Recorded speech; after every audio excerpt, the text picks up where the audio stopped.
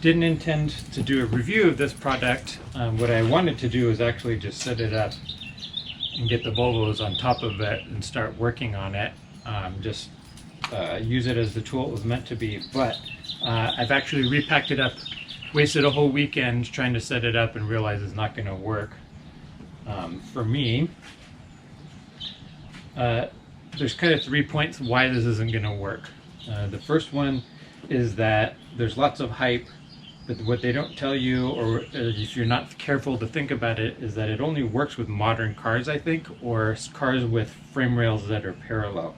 There's lots of limitations and restrictions about the rails have to be parallel to each other, and then your mount points can only be a certain distance apart in both directions. So on the old Volvos, the rear mount points are not parallel, or it's the pinch weld, which I don't feel comfortable doing. So there's a lot of limitations. You're supposed to have a lot of room, 6 feet on each side, clearance, and forward and backwards, etc. I don't have that space. So I'd be in violation if I were to use it of their own rules, their own safety rules, and then that would void warranties or anything like that. The second point is that I hadn't thought about it until I actually got to the point of considering it, is that it restricts the side access to the undercarriage of your car, which doesn't seem like a big deal if you're going to just slide in and out. But if you're passing parts and tools, that's kind of the quickest way to get under. Or if you're actually just trying to get something like the exhaust or something along those lines, you have to actually slide all the way under, and all the parts have to slide under this way by the ends. Transmission work, there's a whole list of things that make it kind of useless if you can't get in from the side. And then the third one is they leave some very difficult, actually not even difficult, it's more just like delicate, easy to screw up assembly to the user.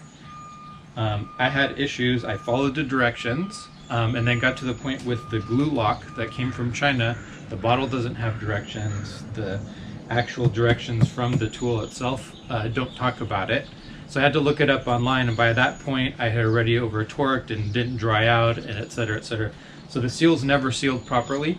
I don't understand why they don't just assemble it all at the plant, have it work, and then ship it to the user. But they leave the hydraulic oil and the hose assembly and the O-rings and all the hydraulic part to the user, which is the most delicate. So it didn't make a whole lot of sense to me. So I spent a whole weekend trying to figure it all out, and I probably could figure it out, but considering the first two items, I'm gonna return it.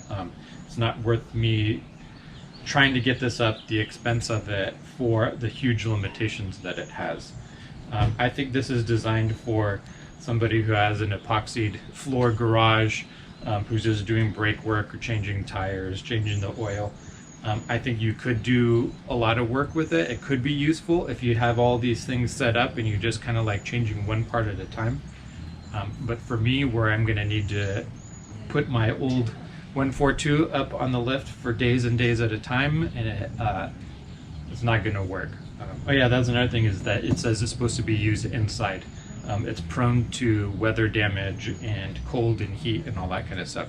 So if I were to use it, I would have to put it up, take it down, put it away, put it up, take it down, put it away. And it's not light. Each of the rails is about 80 pounds, and this is probably about another 30 or 40 pounds. So all told, it's an effort to get it all lined up, and you're moving it an inch here and an inch there, provided that everything's parallel. So I highly recommend, if you're working at a classic car or a small car or don't have a lot of room, don't bother with this. It sounds great, but it's not worth the trouble.